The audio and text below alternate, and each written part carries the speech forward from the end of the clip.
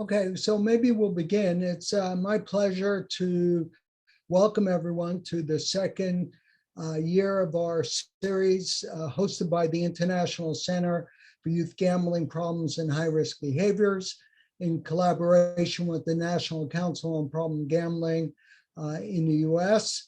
And these seminars are sponsored by the Raschkowan Family Foundation, and we're most appreciative for all their support. We have a great lineup this year and a great talk coming up in the next minute or so. And at the end, we hope to have opportunity for questions. The webinars will be posted on our website, which is www.youthgambling.com. And we will also have an opportunity to get some feedback from everyone after the webinar. So it's my great pleasure now to introduce Dr. David Zendel, who's a lecturer in computer science at the University of York in the UK. He's the author of multiple key references on the topic of loot boxes and gambling. Is considered one of the world's leading experts on the convergence between video gaming and gambling. He's provided testimony regarding this area to a wide range of government inquiries internationally. David is an academic affiliate of the Behavioral Insights team and holds an honorary research position within the UK's National Health Service, where he coordinates observational research at the NHS Center for Internet and Gaming Disorders. His most recent work focuses on using large-scale telemetry data to understand how gaming and gambling impact an individual's well-being over time. So it's my great pleasure to introduce David Zendel. Thank you very much, and it's my great pleasure to be here. So I will just get my slides set up and then we will begin.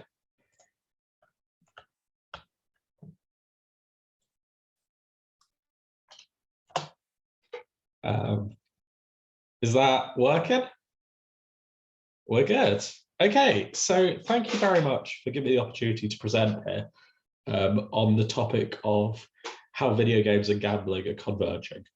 And I thought a lot about how to speak about this topic. It's something that I've talked about in various fora in different ways. And today I wanted to do something a bit different, given the sort of audience and the kind of scope of the audience that I'd be exposed to here. I kind of wanted to give a holistic overview of where we've come from, where we are, and where I think we're going, and how I think we can steer us into going to a better place. So I want to talk about the past. Like, I want to give a history of how video games made money and how that changed and how it led us to this convergence. I want to talk about the stuff we know right now when it comes specifically to loot boxes. What is known, what is unknown, what are the concerns, how many of these concerns have we answered? And then I want to talk about the future, because I believe that there's a crisis that we're on the cusp of when it comes to the convergence of video games and gambling. There are multiple paths we could go down. And I'll point us to what I think might be a more positive path. So I'm going to start out by talking about the past. Now, I'm probably showing my age here with this, but when I started out playing video games, they looked like this. So this is the game of my childhood. It's Prince of Persia. And you saw a heroic man, and you run around and bash people with swords, and they sort of fall over, and you run and jump. And that came out in 1992. It was a hugely successful game, hugely lucrative. Everyone around me was playing this game at school. And you might be thinking, okay, so how did they make their money from that game? And if your thoughts drifted towards this, you'd be correct. So Prince of Persia was sold under a model of video game monetization that treats games as products. So it's based around the idea that you try and convince as large a number of people as possible to hand over as large an amount of money for a finished and final version of your product. So this started out with physical discs, and in fact, it continues to this day to some extent. About 18 million physical copies of video games are sold in the UK every year. But it's also diversified as well, so digital copies as well. You might have downloaded a game from, say, the Google Play Store or something like that. But the model is still very much the same. A product is built, And then after the product is built, the product can then be sold. And there are a couple of things to note about this way of making money from games. The first is that you're only making profits right at the end. So all during your development and production run, you are just hemorrhaging money. And it's only when you actually come to sell your box things that you cross your fingers and you hope you can make back the money that you just spent. As this is very, very similar in many ways to like classic Hollywood studios, where a studio would sink a load of money into developing a film, and then they cross their fingers and hope that they made the money back for that film in quite a small window around the premiere date. Very much the same with this classic model of video game monetization. And just as you have Hollywood studios being sunk by single bombs, so too did you have video game studios being sunk by single bombing games, where they've sunk millions and millions of dollars into developing a game and people just don't buy it. So this is an incredibly risky way to make profits. Your profits are very, very jagged. They're based around these short release windows. So unsurprisingly, the video games industry has been searching for ways to monetize their games differently to just selling them as finished products.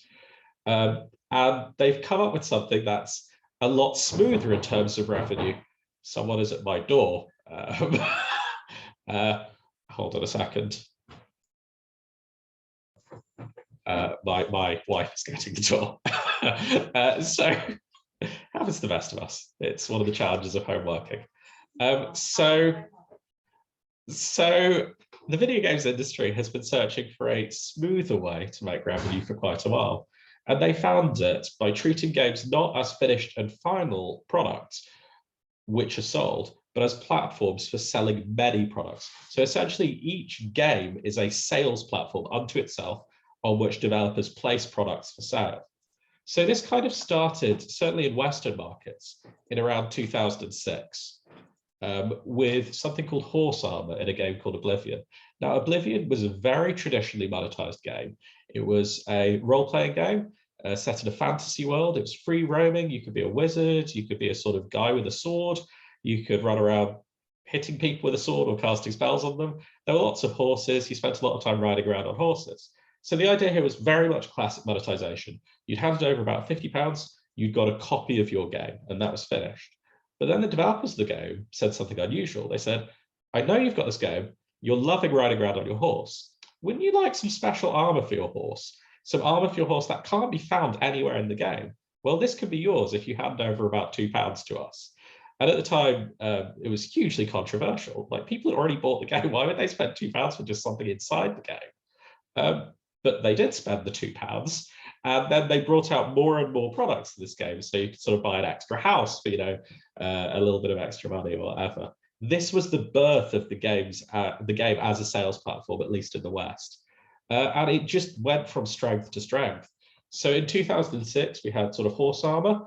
By 2018, the Candy Crush franchise, a series of games that are really largely monetized by selling in-game boosts, in-game products, in-game services.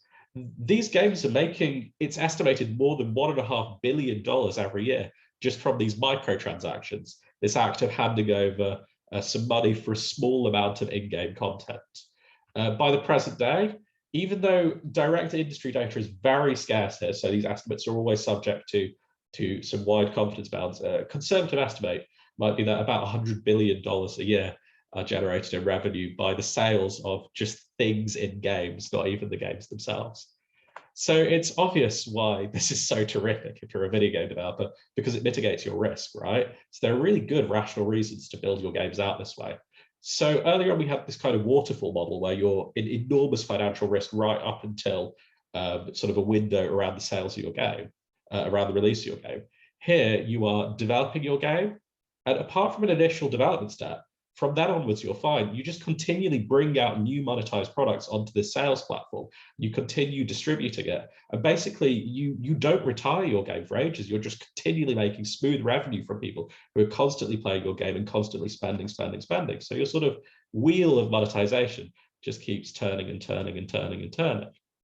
Now, as you might imagine from allowing an industry to basically set up a bunch of semi-unregulated sales platforms and be a law unto themselves, there are a lot of problems that gamers started reporting with with spending money in games. And so we've just published a large-scale sort of qualitative piece of research where we went out and sort of asked over 1,000 gamers, okay, what kind of ways of spending money in games have you come across that are unfair, that are misleading, that are aggressive, that are exploitative in some way? And there's a real diversity of issues that gamers have problems with. In some ways, loot boxes can be viewed as kind of an emergent symptom of an underlying shift in how games are monetized, alongside many other things. So players sort of report predatory use of in-game currency, where they say, well, I spent $5 and that's turned into 50 gold bars, but then I have to split those up into silver bars, and then some of those get converted into gems. Then I end up buying an in-game item for some gems, some copper coins, and some silver bars, and I can't remember how much money that actually is. So people kind of feel like they can't control their spending. Or you have situations which players call the nerf cycle, where you buy something in game. So you buy, say, a tank, and it costs you $50, but it's a really good tank. And then a couple of weeks after you bought it, the developers of the game just change it, and they release an announcement saying, we realized that the statistics of that tank were too good, so we made it much less strong now. And this kind of act of making something good worse is known as nerfing. And there's like kind of ideas that are systemic monetization cycles that are based around bringing out great things and then making them very weak. But no element of video game monetization has received more attention than the loot box. So a nice formal definition of loot boxes is that they are items in video games that may be bought with real world money, but which contain randomized contents whose value is uncertain at the point of purchase. So the basic idea here is that previously video games developers would say have this in-game sales platform where they could sell you, a wand or a suit of armor or a power-up or basically anything you liked, a special emote. And you pay, £2.50 for the suit of armor or £5 for a really good wand, something like that. But people realized that they could actually sell you sealed containers. They could say, okay, here's a sealed container, which you're going to buy from me for real money. You're going to spend £2 on it, whatever. Now, this might contain a really, really good piece of armor, something that really help you out, really strong character, really rare skin, or it might contain something rubbish and there's no real way of knowing until you've bought it and opened it. And then people would hand over their cash, and only once they'd handed over their cash would they be able to open the item.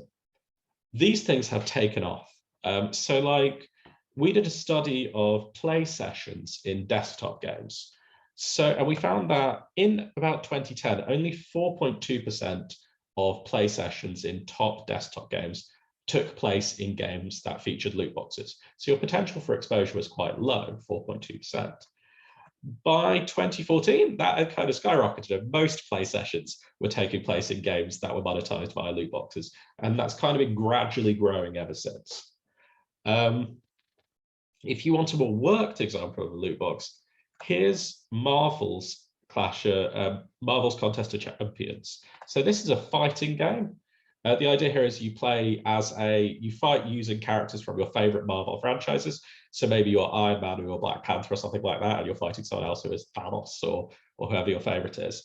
And these characters all have different levels of strength. So like a 3-star Black Widow is going to be a lot weaker than a 5-star Iron Man or something. So at this point, someone has handed over money, real money, to receive a sealed crystal. And only now are they able to open the crystal. You get a sort of roulette-like wheel spinning at the bottom, and it settles and it shows you what was inside the crystal all along. Is it something very rare? Is it something not so rare? It's only a 3-star Phoenix, which in fact in this case is a duplicate champion. So they've spent money on something that they already own. This is the central thing of a loot box. You pay money and then you get a randomized reward. That insertion of randomization into the process has led to some concern because it means that loot boxes share key formal similarities with traditional gambling services and products. So both when you're opening a loot box and when you're gambling, you are staking like some money on the chance outcome of some kind of randomized process in the hopes of receiving something of greater value. And that has led to kind of twin concerns. The first is that these similarities between loot boxes will in some way get people used to gambling and therefore lead to future gambling harms. Using a loot box leads to gambling, leads to gambling harm. And the second one is that loot boxes are so similar to gambling in important ways that they may lead to harms in similar ways to some gambling services and products. So the first one is basically to do with the idea that a loot box in some way resembles this, in some way resembles a gambling product. There's always been a strong counter narrative from industry that says you can't rely just on formal features of a product in order to work out if it's safe or unsafe. From our perspective, they look just like a Kinder Surprise egg. Both when opening a loot box and when opening a Kinder Surprise egg, you don't know exactly what you're getting, but you have a delightful, fun experience anyway. And that kind of leads us to the present and the research literature of the present on loot boxes, which is quite diverse now, actually. So one of these two central questions within the literature is there this kind of gateway effect where you got these formal similarities and you kind of have a rehearsal process where you're engaging with loot boxes, you're spending. There's some sort of arousal, some sort of excitement that is tied to this loot box opening process, some sort of normalization of this kind of activity. And then you go outside and you see something that looks a bit like a loot box in the form of a slot machine. So you start engaging with that and therefore gambling related harm flowing from loot box engagement. So the earliest questions that researchers started asking here was, is there a correlation? Because if there's no correlation between loot box spending and gambling problems, then the plausibility of there being a causal link is extremely low. And a number of studies have been run, both by my lab and by other excellent labs kind of across the world now, that all draw one conclusion, which is that there's this quite important correlation between loot box spending and gambling problems. The more money you spend on loot boxes, the more likely you are to suffer from gambling problems. This has been replicated in an enormous diversity of samples. Adult samples, adolescent samples, representative samples, samples from Germany and Australia and New Zealand and the UK and Canada. Wherever you look, this correlation exists. The real grey area, and something that I'll come into here and talk about a lot later, is whether this correlation represents a situation in which loot box spending causes gambling problems, as is this gateway argument, or whether it represents something totally different. Because this is cross-sectional work. All we know is that people who spend money on loot boxes are more likely to have gambling problems. We don't know why. There's another very plausible narrative you can tell where you say, well, whatever drives people towards having problems with gambling is also potentially going to drive them to spend heavily on loot boxes. So perhaps it's impulsivity, perhaps it's something else, but whatever it is, this third factor could be causing both things. Not necessarily the case that it's the loot boxes causing the gambling problems, it's just that they tend to go together. We see other things in the literature as well. So we ran a really interesting kind of natural experiment. So some companies have started removing loot boxes from their games. It's not a widespread movement. There's no overall trend within the industry, but occasionally a company will silently remove loot boxes from a game. They won't do it. They generally, if they do a press release, they never mention gambling. Often they don't do it with a press release at all. So Blizzard tweaked Heroes of the Storm by removing loot boxes from it. And we found out this was going to happen a while before it did happen. And we surveyed a bunch of Heroes of the Storm players about their spending in game and about their gambling problems. And then we waited for a bit and then we surveyed them again. And what we found was that the only players of Heroes of the Storm whose spending changed significantly were the people with gambling problems. So at time point one, before the removal of the loot box, they were spending really quite large amounts of money every month on these things. And then after the removal of loot boxes, their in-game spending had just tailed off and nobody else had any significant spending effect. So there seems to be some sort of special relationship between people who are suffering from gambling problems and spending on loot boxes. This is extended in work on the motivations for opening loot boxes. So in this study, we went out and we sort of asked a bunch of adolescents, why are you buying these things? We found some really interesting, diverse reasons, many of which appear specific to loot boxes themselves and wouldn't apply to forms of gambling. So for instance, these gameplay advantages, this is unique to this convergence domain. But others of them feel spookily similar, right? So here are some adolescents describing why they're opening loot boxes. It feels good seeing other people opening hundreds. You get a few of that, feels good and keeps me going. This is classic motivation for gambling. So there appear to be correspondences between loot boxes and gambling, but what is totally unclear from the literature is whether loot box spending literally leads to the gambling problems or whether they just coincide. even if they coincide, it's potentially a matter for regulation as well. We know that people who suffer from problems with gambling tend to be quite vulnerable, and it's questionable as to whether we want a sort of largely unregulated form of gambling-like activity to exist in which they're spending large amounts of money. So this is one pathway. There's another pathway that's equally worthy of attention though, which is whether like loot boxes are so similar to gambling products that they can kind of harm people in the same way that some gambling products do.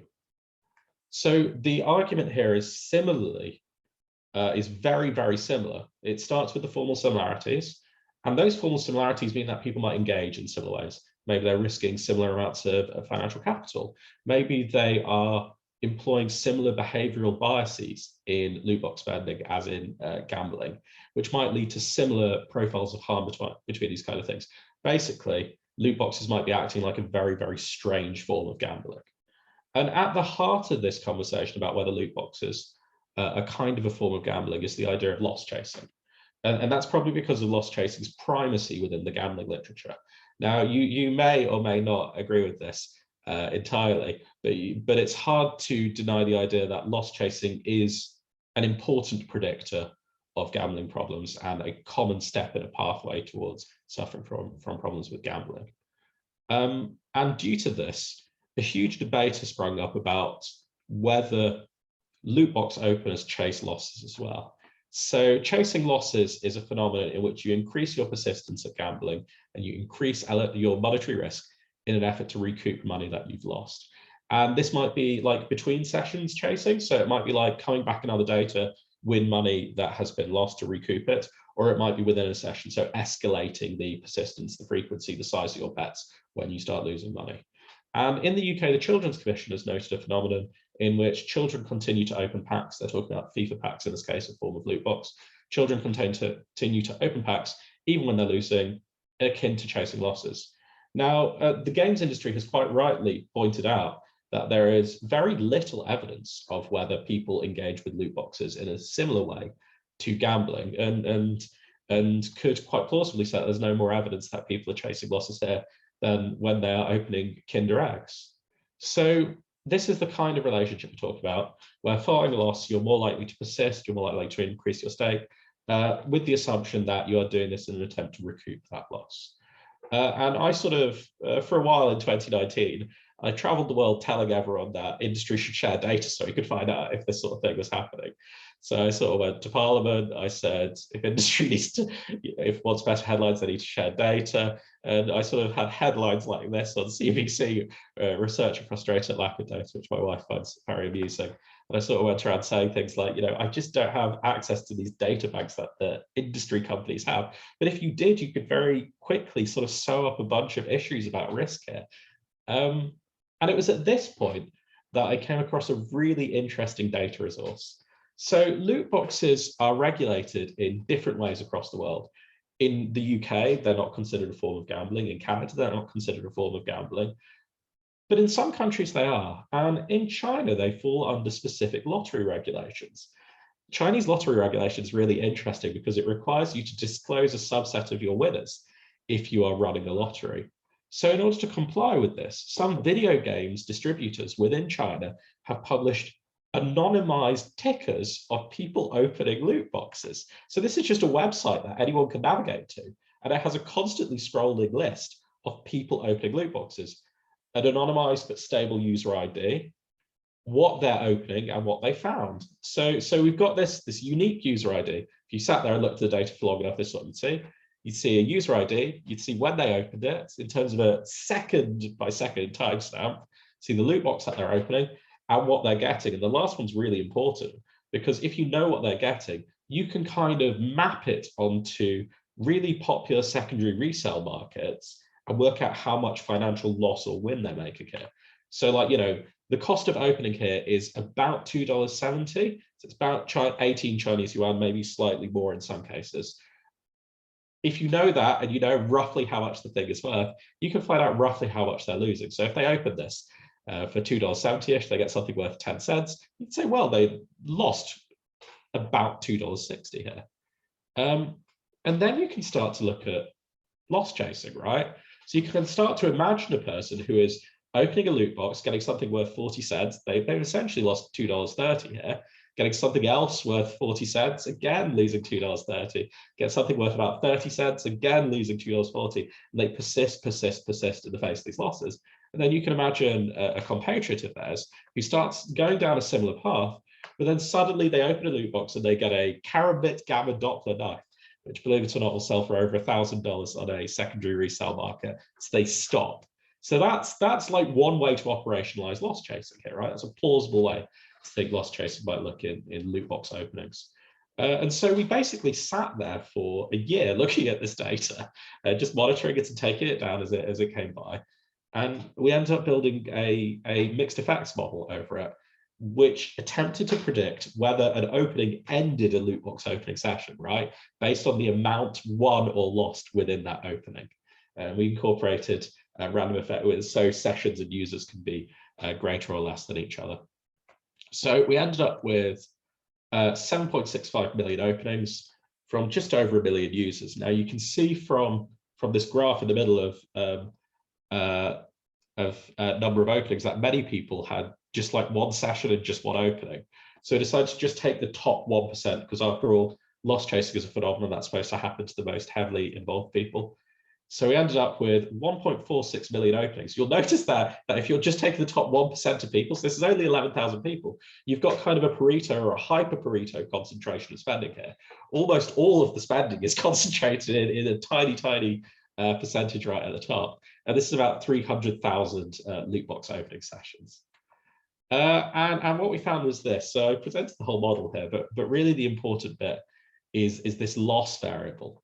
So a significant negative relationship between the loss value of a box and the chances of that opening ending a session. Don't worry, I've got a nice visualization coming up, so you don't have to read the model. In essence, this means that players are more likely to continue after losses and stop after wins. So here are 100 random sessions taken from our data set with the average session highlighted in white. So for a person and a session, an average person, an average session, that session has a 66% probability of ending if you open a box and make a $270 profit. But by contrast, if you open a box and make like $1 loss, you've only got a 42% probability of that ending. So you're much more likely to end the session if you've just won than if you've opened a loot box and not won. It's something that looks a little bit like loss chasing. How extreme it is, how common it is, that's for future work. But some sort of phenomenon seems going on here where people are biased to continue after they get things that aren't very good. So this is only one small part of a really nicely emerging research field specifically about loot boxes. And like, I'd be remiss in not mentioning the host of other really good scholars who are doing amazing work that is just as good as all the stuff I've just shown you. So Leon Shaw and Phil Newell are doing incredible stuff about odds disclosures and whether those are implemented. Christiansen and Severin and von Majuna, they're working with incredible samples, like really large, representative and youth samples. James Close and Gerald Lloyd, they're doing amazing stuff with secondary data. They're taking other people's studies and using them to gain really actual insights about, the fact that the loot box vendors don't tend to be the richer people out there and the properties of these characteristics. And Gabe Brooks and Luke Clark are doing really interesting work looking at risky loot box purchasing and whether loot box buying might in itself be risky. So I have every confidence that as a field, we're working towards the things that we need. And the things that we need are these. We need longitudinal design. So we need to stop just looking at stuff at a single time point, these cross-sectional designs. We need to segue into measuring things over time, because otherwise we'll never get a handle on causality. So at the moment, we have loot box spending co-occurring with gambling problems. And you can make some cases for why you might want to take action on this on the basis that there's really quite significant potential for harm here. But what we really need to do is lower our confidence bounds on specifically where we think the harm lies. And we do that through measuring loot box spending and gambling problems over time and seeing which precedes which. Secondly, high quality lab experiments. There are some lab experiments. This is starting. So there are people on that previous slide who've been running really quite nice lab experiments. We need really, really high fidelity ones, really high ecological validity, really find out what's going on cognitively when people are opening loot boxes. And finally, better samples. So people already are starting to use really nice samples. We basically need to continue with the national and international representativeness of these samples, but bring them into longitudinal designs. So in terms of wrap up, in order to continue working on loot boxes, this is all going good. This is moving forwards. And if the world stays the way it is now, we're fine. My problem is that the world is not staying the way it is now. The convergence of video games and gambling, I think, is getting stronger. It's mutating in odd and unexpected ways at a very rapid rate. And I worry that the way we are currently doing research will not let us keep up with the frenetic pace of industry innovation in this space. So here's a still from something called Players Lounge. So Players Lounge is a site where you can specify matchmaking for your favorite video game. So be it Madden or NBA or FIFA or Fortnite, you can go to this website and what you can say is, I would like to wager $20 on winning my next Fortnite game or my next FIFA match. And it'll let you do that. Both players wager an amount, and you see people wagering really quite a lot on this platform. And then after play, the winner takes the vast majority, the platform takes a cut. This is like a weird convergence of games and gambling. Is this gambling? Is this video games? It's kind of both. And it's not the only thing that constitutes convergence of these. This is quite new, by the way. I think 3 or 4 years ago, sites like these were not mainstream. So here's something else that's been growing for a while. So this is a social casino. So it looks like a slot machine, right? But the twist here is that you have put money in the front to buy chips to use on the slot machine. It's a virtual slot machine. You can see a man here using it. You put money in the front to get your chips, but you can never cash out your chips. You can't turn them back into money. And because you can't turn it into money, this is technically not considered gambling in most jurisdictions. This is a video game. And like people in this room have been writing about this stuff for quite a while. So this is a nice reference. That sort of gives you an overview of the whole field. But what's different now to 2016 is just how lucrative these products have become. So go to your mobile phone, go to the App Store and browse down the top grossing video games. And what you'll see is something like this, where quite a lot of those are just social casinos. And they're making money by selling chips that you can never cash out. These are commonly sold to children. They're not gambling products, so why would they not be? And another thing to note is that the most lucrative game, the most lucrative mobile game, most days in most countries on most app stores is something called Coin Master, which is essentially, well, have a go yourself and see what you think it looks like. It very closely resembles a slot machine. So this is another convergence. It's another evolution. It's another mutation of this phenomenon that they're interlinked. And if you sit and look, you'll see them everywhere. So here's Twitch, which is a service for video gamers to stream their play to each other, sort of nice social thing. But some really popular streams on Twitch are from what are called slot streamers, where they're not streaming themselves playing a video game. They're streaming themselves gambling thousands and thousands and thousands of pounds on slot machines. And tens of thousands of people just sit there and watch them. So again, another convergence of stuff for gaming and stuff for gambling. And if we're concerned about loot boxes, because engagement with them correlates with gambling problems, we should also be concerned about all of these things and more. So all these things have a relationship with gambling problems. The more you engage in all of these activities, the more likely you are to suffer from gambling problems. And there are others here that I haven't even listed. So I haven't talked about crypto games and their emerging relationship with gambling. I haven't talked about skin betting. Like the list is very substantial. So really we're living in this world. So we thought we were living in a situation where you have these formal similarities between loot boxes and gambling. And this led to a lot of stuff that we're kind of concerned about.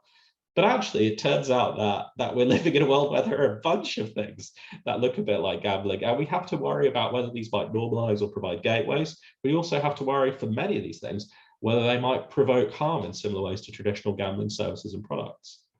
Essentially, we're trapped in a world in which industry and the video game industry is constantly and aggressively and very fruitfully innovating every day. Then after that innovation, concerns are flagged. after concerns are flagged, research is conducted, right? So things, we apply for grants, we get funding, we start collecting data. But by the time we've done that, industry has already moved on. It already has 10 other things that we have to be worried about. That's kind of what's happened with loot boxes. So in order to effectively protect people, I think we need to move out of this world, and we need to kind of tighten that loop. So we are, as industry innovates, we have some agile way to come up with concerns, flag them, and conduct research that addresses what is going on now, rather than what will be going on in 2 years. And I think the basic solution to this is to build some kind of data infrastructure and to work intensively and collaboratively across institutions. So I think a lot of the problems here can be summarized through the idea of a data gap. So at the moment, the data we have looks kind of like this. We get self-reported data about spending. We don't usually have spend data linked to diagnostics. Say we get some industry source to give us a bunch of data, or we get some from a website like I did earlier. That isn't linked to psychometrics, they're not linked to symptoms. So we either have self-report, or we kind of have this free floating objective data. When we are getting self-report data, we're taking it at a single time point. We're not really, like, large-scale longitudinal work within the gaming, gambling convergence area is almost unheard of. Crucially, whenever we come up with a novel concern, so say those real money gaming things that I was talking about a moment ago, Players Lounge and operations like that, we now need to do novel data collection. We don't already have pre-existing data sets that we can scan through. And that means that longitudinal studies are prospective, right? So we start recruiting people now. If we start recruiting people now and surveying about this now, we know what these things were doing to them in maybe a year or two. So we're always kicking the ball into the future. We're not doing things in a tight and agile way. I think in order to close these data gaps, we need different stuff. So we want raw transactional data, how much people are actually spending on these games and these gambling products. We need that data linked to stuff. We need it linked to key indicators of well-being. And those might be diagnostics, psychometrics, they might be demographic information. We don't want just one data point floating free. We want data for an individual that spans months or years of their life. We don't want to be collecting new data every time we start to worry about a new phenomenon.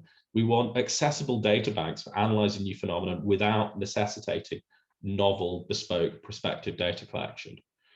And that means that we need to have longitudinal studies that are retrospective. So rather than saying, okay, let's start collecting data on this phenomenon now, we need to say, okay, let's go to our data banks, see what happened 3 years ago and how those people are doing now after that impact. And I'd like to suggest a data infrastructure today that addresses these gaps. And I think that data infrastructure is built around something called e-receipts. So you might notice that whenever you make most digital purchases, an email is sent to you, right? So here are a couple that I've had. This is one from the Google Play Store, which says, hey, well done, David, you bought this game. And there's one from Uber.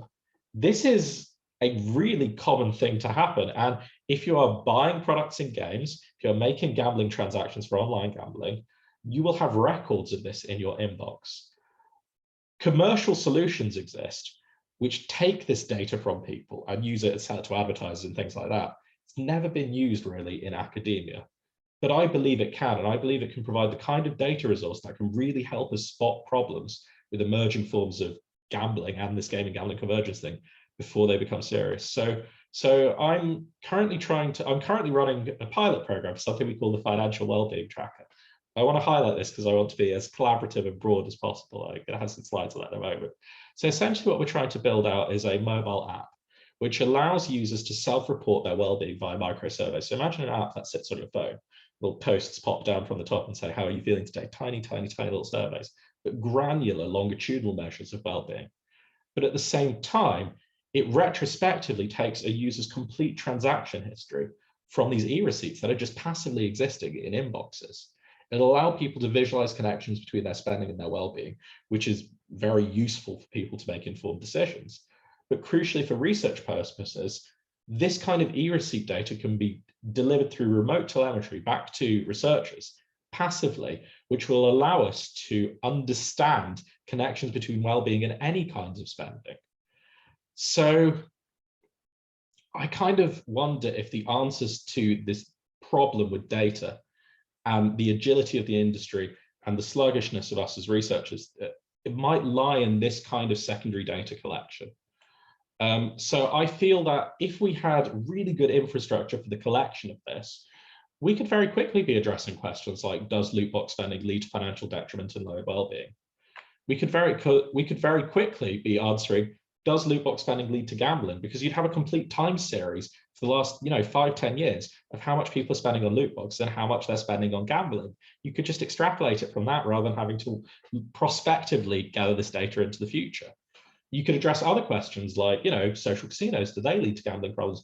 As you spot issues as they emerge, you could retrospectively go back into the past and see, how did those issues turn people into the people they are today? You can use this to understand basic things about gambling impact separate to this convergence. It doesn't even need to be to do with gaming. It doesn't even really need to be to do with gambling. We could think about building out a holistic kind of molecular literature on the impact of how we spend on who we are. So this is the kind of linked data that I hope we all start having conversations about in the future, and the kind of large-scale secondary data that I hope we start integrating into our research plans.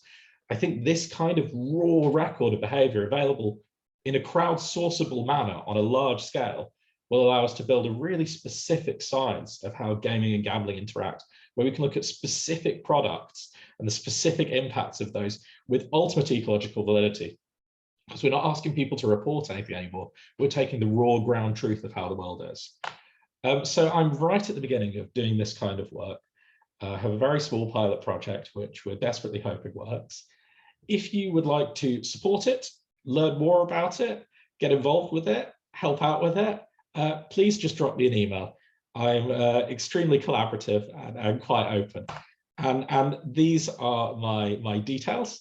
And thank you very much for inviting me and allowing me to talk today.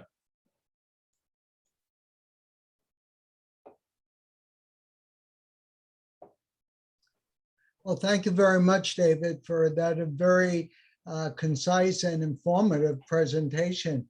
There are a couple of questions. I guess I'll lead off with my question, and that is, have you seen any positive changes in the industry toward A, working with researchers, or B, looking at the negative or potential negative impact of gaming? So the games industry is very, very interesting because it's very, I don't know how to pronounce this word, heterogeneous. like there are lots of different kinds of games companies. So if we're talking about the really big fish, the Electronic Arts of this world, I haven't seen any positive change there. So I would say that really large games publishers continue to basically not engage with researchers because they don't have to. There's nothing positive that will come out of it for them. On the other hand, you have a very diverse sector here. And I've had really good experiences with independent game developers. So I haven't actually brokered any data sharing from them, which is something I constantly ask for. And I haven't brokered any collaborative agreements yet with small indies. But they seem very open to talking, I think because they got into this out of a joy of making video games. And they've started doing these commercialization tactics because they make a heck of a lot of business sense. And they're genuinely concerned that there might be the potential for detriment here to their gamers who they seem to actually care about. So I would say my experience of interactions with industry have been very mixed. I don't see any large scale changes there currently. So getting back to one of your slides where you quoted Sally Gainsbourg and myself about whether or not one of our titles of our papers was whether or not you foresee whether or not we really need more regulation. A number of states and countries are actively getting involved, especially as it relates to loot boxes. There are a number of major lawsuits now against some of the operators. So your thoughts? So I think in an ideal world, the video game, so in an ideal world, the video game industry would be left to self-regulate. So historically, the video game industry has been doing quite a good job of self-regulation, actually, prior to this kind of monetization crisis. It's weathered a number of storms with kind of maturity and grace.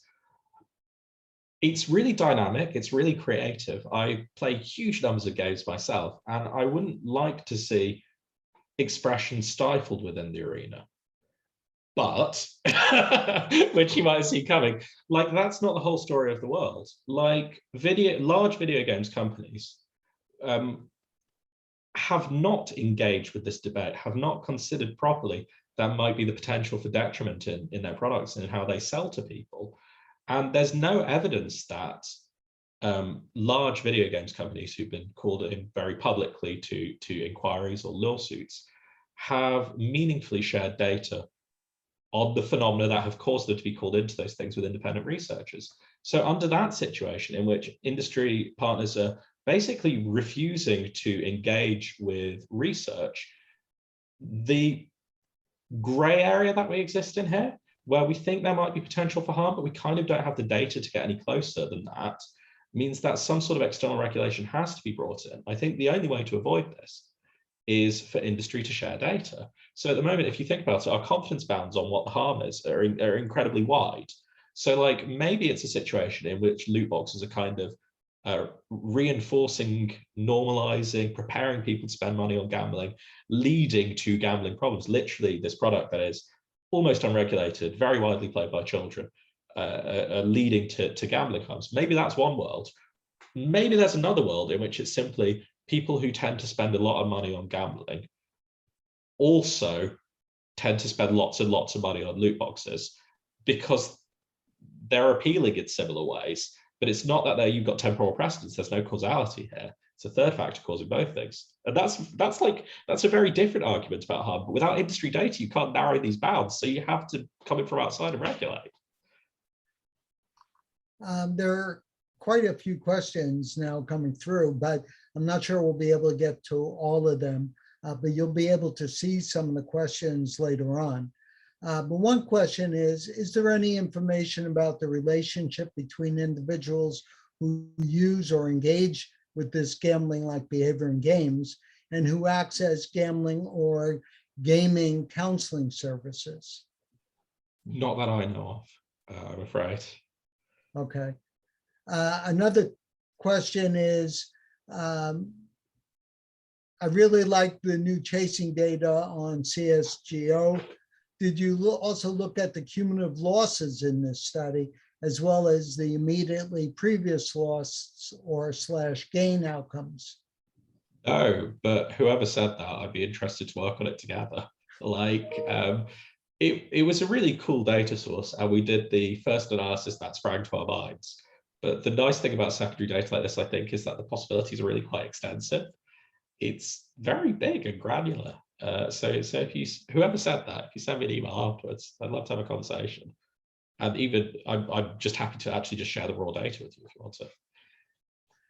Another question in terms of looking at it more clinically says, I work with parents and families to limit children's gaming and screen use. Do you have any suggestions for parents about allowing / limiting in-game purchases and microtransactions? But I'll add one more in there about just the amount of time young people are gaming. I think so. Like my number one tip here is to get to know the game. So like I grew up in an earlier era of gaming. My idea of what a game is radically different to what most games actually are. And if I wasn't continually playing these games, I have no idea how much they've diverged from what I remember. So I would say the best possible thing you can do in order to understand what to do next is to play the game for a significant period of time and to see what kinds of things are in there. Because sometimes you won't be able to. So one of the real problems with the industry is that labeling is very poor. It's not very informative, doesn't necessarily give you the information you want. There's no, the market is enormous. So we're talking like not just thousands, but tens of thousands of popular products. And there's no like reliable resource to look at every single one of those ones. So really, when industry is failing like this, we unfortunately have to shoulder the responsibility that should have been taken off our hands. And in this case, it means gaining an intimate knowledge of that game so you know specifically what's going on. Yeah, my experience has been when parents are concerned about the gaming and contact the industry says, it's not our problem, it's your problem as a parent. You should be more closely monitoring your child and setting limits. So you're asking us as an industry to parent, and their response is, we need some, parents are saying, but we need some help from you as well.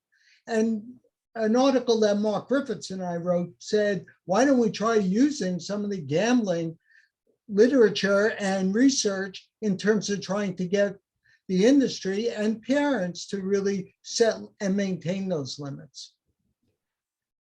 It all sounds like it's amazing. It's incredibly sensible. I think you're right. There is an idea that responsibility is reflected from industry onto the parent. And the appropriateness of that is, I'm guessing people's mileage will vary.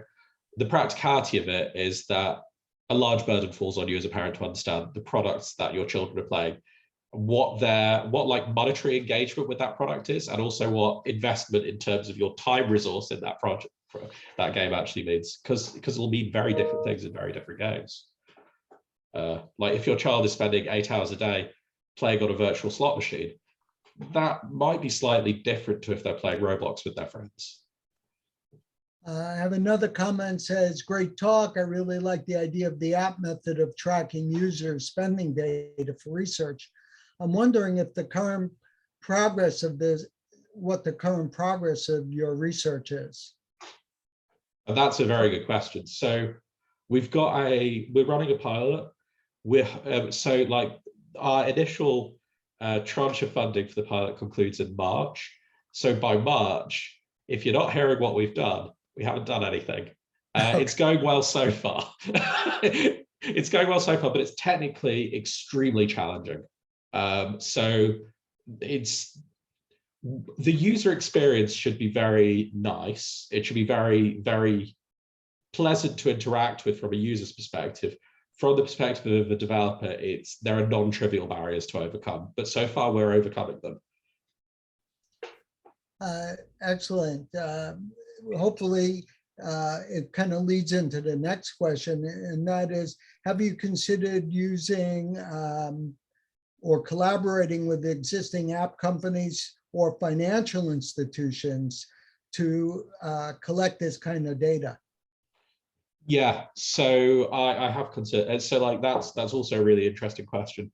So I think the first thing we all think of here is that amazing Lloyd study that was in Nature Human Behavior, right? Because that's such a good example of using secondary data to understand really important things about society.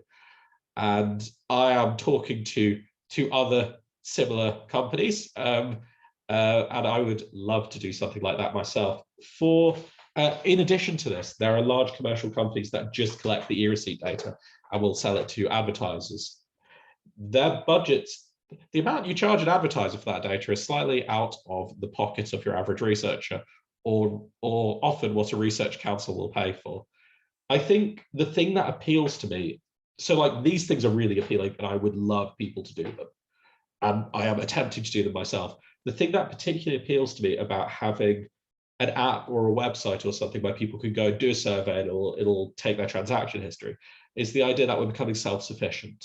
So I like the idea that we can have, say, can you imagine a constantly rolling representative panel who all have this on their phones?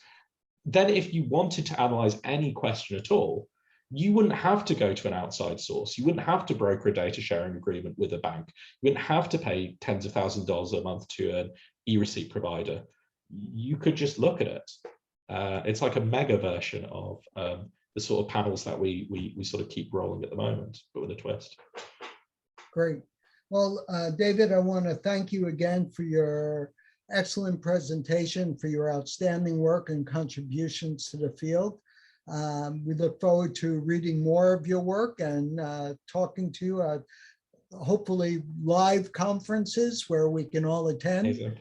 I want to thank everyone for your attendance today. I want to indicate that the next session will be on November 18th with Dr. Brett Abarbanel, who's the Director of Research at UNLV, and she's going to be talking about video games and esports. And we have two other presentations in the new year, one by Dr. Henrietta Bowden-Jones, and this next one by Dr. Debbie LaPlante from Harvard. So thank you again, David, and we very much appreciate all the work you've done. It was a huge privilege to be allowed to present here. Thank you so much for inviting me. I've had a great evening. Thank And you I very want to much. thank all the participants and for all your interesting questions as well. Thank you. Yes, thank you. Have a and good please don't evening hesitate to now reach out. over in the UK. What did you say, sorry? Have a good evening. Yeah, I will do. All right. See you very much. It's been an absolute pleasure. And thank you.